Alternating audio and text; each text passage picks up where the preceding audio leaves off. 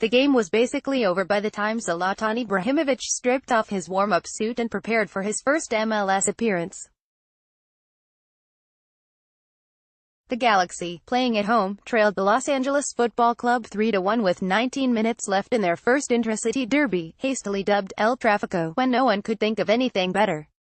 Advertisement: Ibrahimovic had been in Southern California less than 3 days, was less than a year removed from major knee surgery and hadn't played in a game in more than 3 months. As he ran onto the field, he moved with the pace and grace of a newborn giraffe, and his first touch was as heavy as the humid late afternoon air. After 2 minutes, I started to breathe heavy, said Ibrahimovic, who looked every bit the aging player some feared he had become. Which makes what happened next still seem like fiction 4 months after it became fact, with Ibrahimovic scoring the game-tying goal on an incomparable 40-yard volley and the game winner on an improbable stoppage-time header. The Galaxy turned a 3-goal deficit into a 4-3 victory. El Tráfico became El Clásico. "It was the craziest game I've ever been a part of," said Galaxy midfielder Chris Pontius, who has played in more than 230 of them in MLS, and with the U.S. national team. Others rushed to place it among the most memorable matches in league history. Yet it may only be a prelude to Thursday night's rivalry rematch at Banc of California Stadium, where the streaking Galaxy, unbeaten since May, meet an LAFC team that has never lost at home. "If you don't have a ticket," Galaxy coach Sigi Schmid said, "you've got to make sure you put on your TV." Given the way that the March 31st meeting started, it appeared the only thing that would be memorable about the first El Tráfico would be the drubbing the Galaxy would take.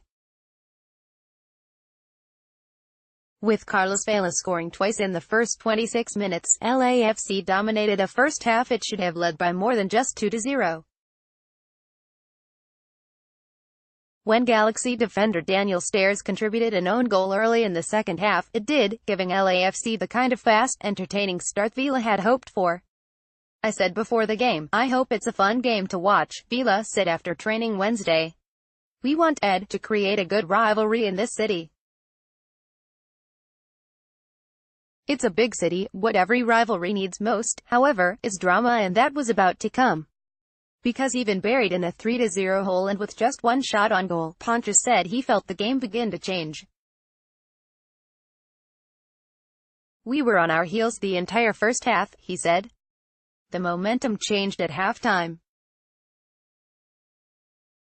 We were so much better." Advertisement: the second half was 16 minutes old before Sebastian Lletget got the Galaxy on the scoreboard, though, and even that goal, coming after Servando Carrasco stripped the ball from LAFC's Benny Failhaber, seemed like nothing more than a weak murmur of protest.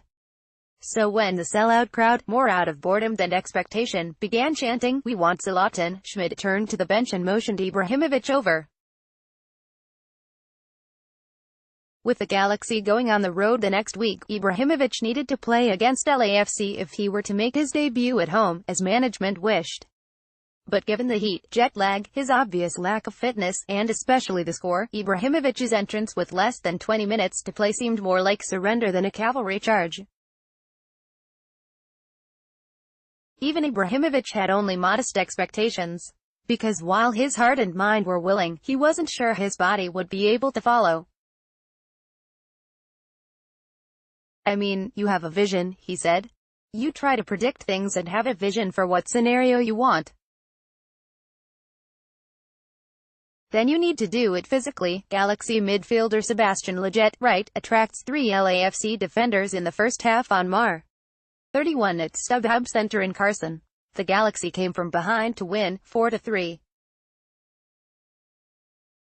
Luis Cinco, Los Angeles Times. "It took just 2 minutes for him to make his presence felt with a poor LAFC clearance of a long Ibrahimovic cross leading to a Pontius score and a 3-2 game."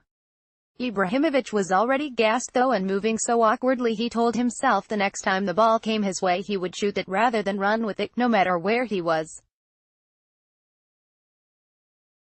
It happened 4 minutes later when a pass intended for teammate Ola Kamara dropped at Ibrahimovic's feet, closer to the midfield stripe than the goal.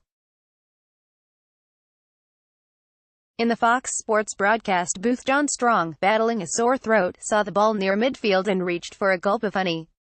Normally a good time to squeeze that in, his broadcast partner Stuart Holden remembered. Some college football teams might not try a kick from where Ibrahimovic stood, but he had no choice, swinging his right leg back and volleying a bending shot over backpedaling LAFC keeper Tyler Miller and into the center of the net to tie the game. When a surprised Strong looked up, the shot was on its way, inspiring his austere call of the goal. "Ah, come on," he screamed. "Come on, most people didn't think he would shoot," Pontius said. "Ibra thinks different than a normal person, and he wasn't done." With 13 minutes left, there was still room for one last bit of magic, and that came seconds into stoppage time when Ibrahimovic sliced between two defenders and beat Miller to an Ashley Cole cross-heading in the game winner. "Are you serious?" Strong asked this time. On the Galaxy sideline, Schmid wondered the same thing. "You didn't expect it? It's not like you planned it," he remembered this week.